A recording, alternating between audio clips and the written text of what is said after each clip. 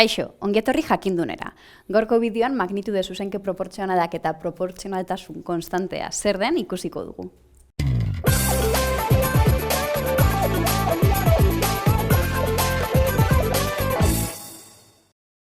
Behar bada bere izenagatik zaila irudi daiteke, baina adibidetxo batekin oso argi ikusiko duzue zer diren magnitude zuzenki proportzionalak. Imaginatu, korrikalariak zarete da edo lasterkari bat zarete da bai, eta zuen entrenamenduan zuen gaurko abiadura konstantea izan da eta 3 metro segundukoa izan da. Abiadura konstantea, bai? Eta 3 metro segundukoa izan da. Hau, intuitiboki gu badakigu zer esan nahi duen, bai? Segundo bat igaro denean, bai? Hemen gure lehenengo segundua korrika egiten, 3 metro egin ditugula, bai? Bigarren segunduan,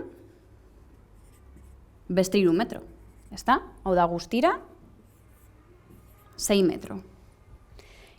3. segunduan, beste 3 metro,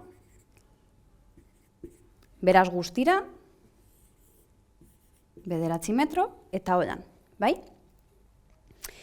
Informazio hau taulatxo batean jartzen badugu, ondo antolatuta eta txukun-txukun, zer jarriko dugu?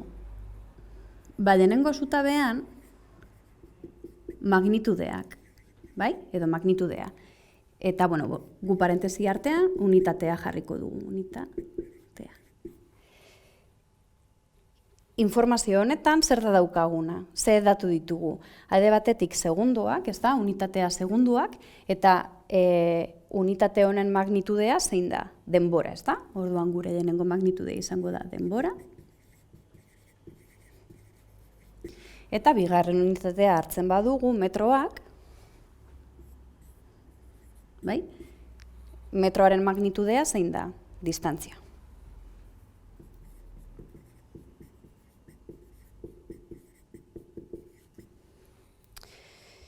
Bale.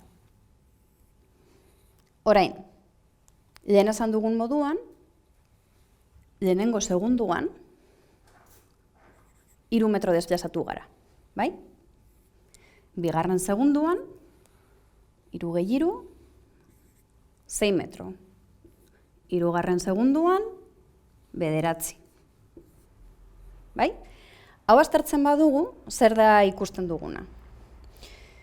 Lehenengo magnitudea, hau da denbora, bikoizten denean, guk egin dugun distantzia baita, bikoizten dela.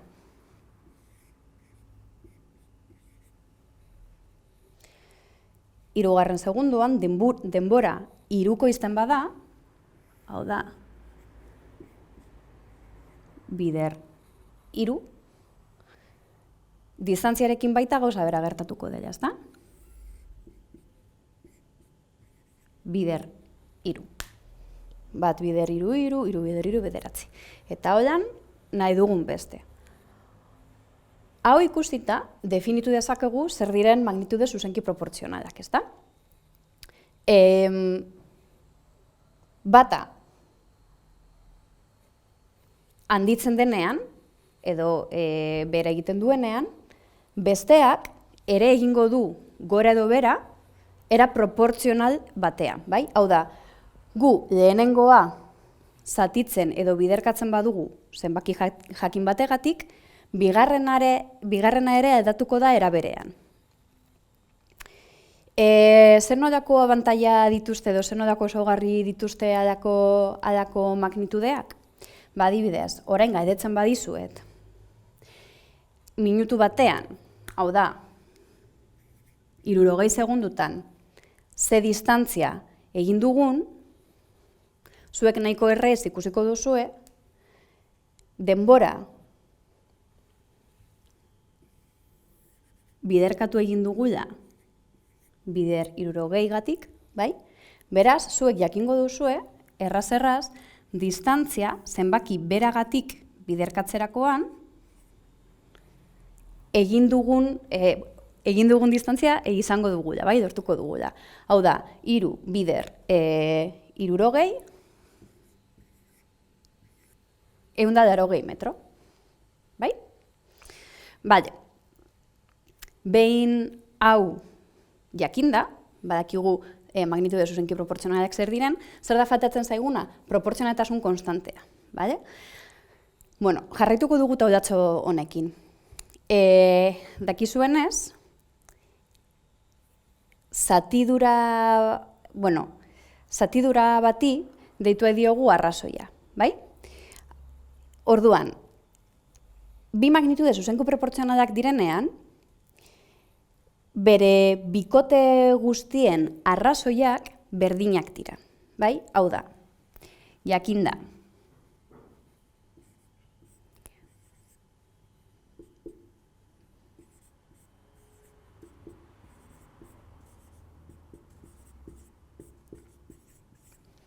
Bikote hauek ditugula, zatiketa egiten badugu, euren emaitza, hau da, euren arrazoia konstantea izango da. Bai? Kasu honetan, hartzen baduzue kalkulagailua, guztietan, eta egiten bazue 1/3, 2/6, 3/9, eta abar, zer da lortuko duzuena, guztietan aterako zaigula 0,3333, bai? Orduan, zenbaki honi deitzen zaio proportzionaltasun konstantea, bai? Eta bi magnitude hauen eta erlazio honen proportzionaltasun konstantea izango da.